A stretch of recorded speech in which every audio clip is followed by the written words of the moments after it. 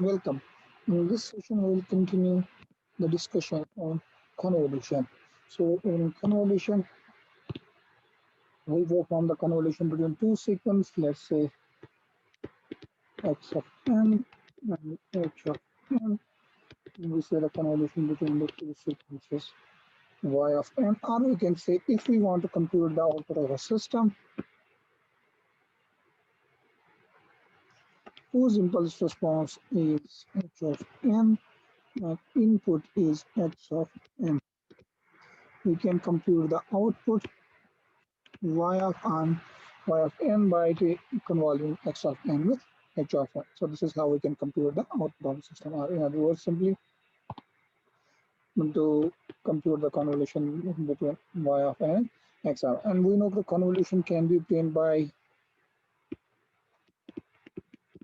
this summation formula. So we can evaluate this by using this formula.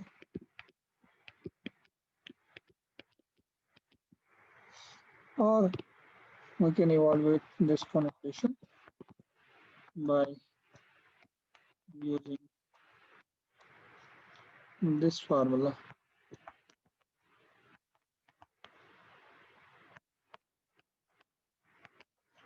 So we can either use this formula or this formula to compute the convolution between x of n and h of n. So we can either use this or this to form the convolution between x of n and h of n. All right. Now this formula for these two formula we derived in the previous lectures, and we obtained these two formulas by following the properties, meaning by using the two system properties. That's the linear property, means linearity property, and commutative in this time invariance property of the system. So I would add these two formulas by using the linearity and time invariance property. Now in this session, instead of resorting to these properties directly, what we will do, we'll compute the output of the system. We'll compute the convolution between x of n and h of n by using these two simple formulas. So this session will compute the output of the system by using linearity and time invariance property. All right. So in this session, let's start with this. Let's start with these two properties. All right. So if we have a system, and let's suppose the impulse response of the system is h of n, and now the input to the system is delta n. Input to the system is delta n. What is the output called? We know if we call it y of n at this time, and the input to the system is delta n, the output is referred as the impulse response of the system, and we denote this output by a special name that means h of n. So the output will be h of n. And for simplicity, to illustrate this computation of the convolution between x of n and h of n, let's say the impulse response of the system is 1 comma 1, and let's suppose this is equal to n equal to 0 point. So this is equal to n equal to 0 point, means we have two non-zero samples at n equal to 0 and at n equal to 1, and rest of the samples are 0. If we don't write the other samples, that is these samples are simply 0. So this is the same sequence. If I can also write it like this: 0 1 1 comma 0. This means the other samples are 0. So these sequences are one and the same. So this is the impulse response of the system whose output we want to compute. All right. So when the input is delta n, now if I write delta n in sequence form, I can write it 0 1 0, and I know this one is at n equal to 1, n equal to 0. So this non-zero sample is at n equal to 0 point. So this is delta. When this is the input to the system, our output is this r less simple. So let me redraw it again. And the input to the system whose impulse response is h of n is delta n. In other words, is this sequence the output to the system is 1, comma 1. So this is the meaning of impulse response of the system, and this we call as delta n notation, and this is the impulse response of the system. This is referred as h of n. In other words, when the input to the system is delta n, output is h of n. And this time we're saying the output is simply 1, comma 1. Means when n is equal to 0, the value is 1. Then when n is equal to 1, the value is 1. All right. So this is the impulse response of the system. Now what we will do, we'll learn this. We'll learn the time invariance property first. So first, if I delay the input, means if I delay this input, so if we delay this input to the system,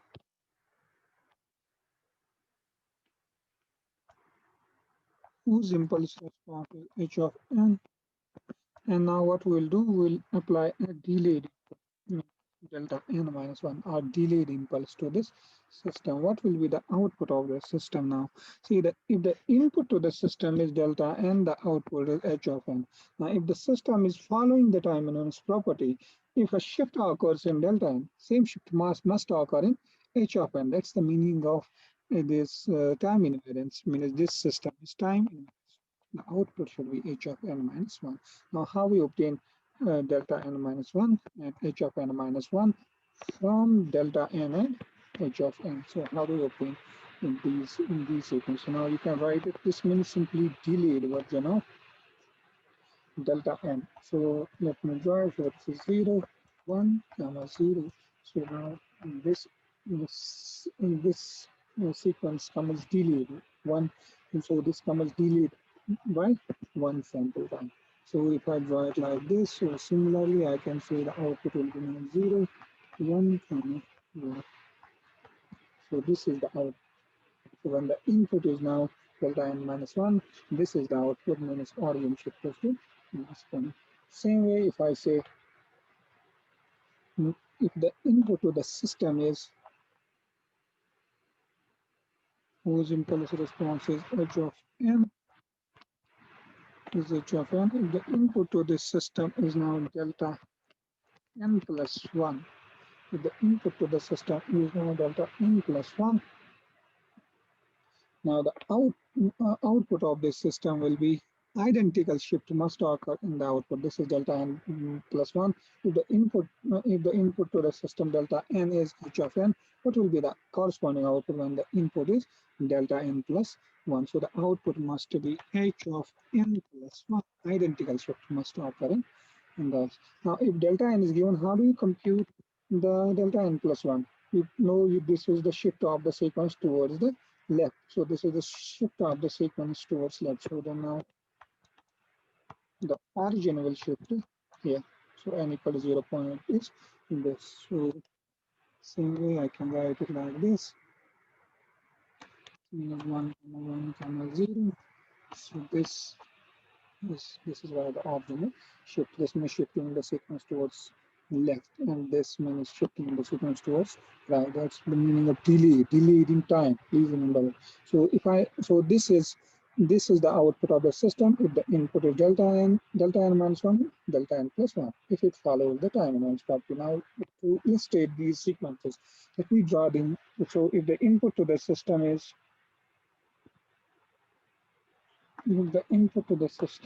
delta n, and let's mark the time point, this is 1. For illustration, this is simply the how do you plot this? So if delta n, the input is delta n, so this is at n equal to 0. So the output, corresponding output when the input is this, graphically I can plot it. So the corresponding output will be h of n, and for the point this is 0, 1, 2, 3, minus 1, minus 1, minus 3, and this is our h of n, and it is 1 at n equal to 0, its value is 1 at n equal to 1, and rest of the samples are 0. Here you can check rest of the samples are 0. So when the input to the system is this, the corresponding output is this graphical. This is simply the graphical plot. Please don't be confused. I'm not doing anything. I'm simply plotting it graphically. So now the input is now 0 and this is delayed. Means this is the meaning of delayed. Let me use it for the marker. So this is the meaning of this is delayed. So now the impulse is at n equal to 1. So this and rest of the samples are 0. This, if this is input, what is the corresponding output? The corresponding output is this. So the input is delta n minus 1. The corresponding output is h of n minus 1. So this is 0, 1, 2, 3, and 4. Now every sample of this will be delayed by 1. Every sample of this will be delayed by 1. So now the value that occurs at n equal to 0 will shift to at n equal to 1. The value that occurs at n equal to 1 will shift to n equal to 1. The rest of the samples are 0. So this is the meaning of delay. Now same way we can plot delta n plus 1. So this is delta n minus 1. Now this is delta n plus 1. Now you can mark the time instead. This is 0, 1, 2, minus 1, minus. So delta n plus 1 means shifting this sequence towards left. And the impulse will occur right now n equal to minus 1. And so this is the input. The corresponding output is this. The corresponding output is this. So this is the output. This is h of n plus 1. This is 0, 1, 2, and 3, minus 1, minus 2. So the corresponding output is now shifting this towards left by 1 sample point. Now the value that occurs at n equal to 0 will now occur at n equal to minus 1. Similarly, the value that occurs at n equal to 1 will occur at n equal to 0. And rest of the samples are 0. Rest of the samples are again 0. So this is the meaning of shifting. Now you can have a look. This is h of n, and from h of n we derived h of n minus 1. This means shifting, this means delaying the h of n by 1 sample point. You can have a look. This is the delay of every sample point by 1 instant of time. So whatever value occurs at 0 now occurs at n equal to 1. This is the meaning of delay. Now it occurs delayed in time. Same way, this is the time advance, or shifting the sequence towards the left. So whatever value occurs at 0 now occurs at minus 1. So this is the meaning of this occurs advance time. All right, so this is when the system follows the time invariance property. So same way you can say delta n minus 2, delta n minus 3, delta n minus 4, and continue this discussion. So this is very simple illustration. So this is very simple illustration of time invariance property of the system. Now you can choose a different impulse response and say the values. You can choose completely different values of impulse response and illustrate this. All right, let me end it here. In the next session, we'll continue with the this linearity property. All right.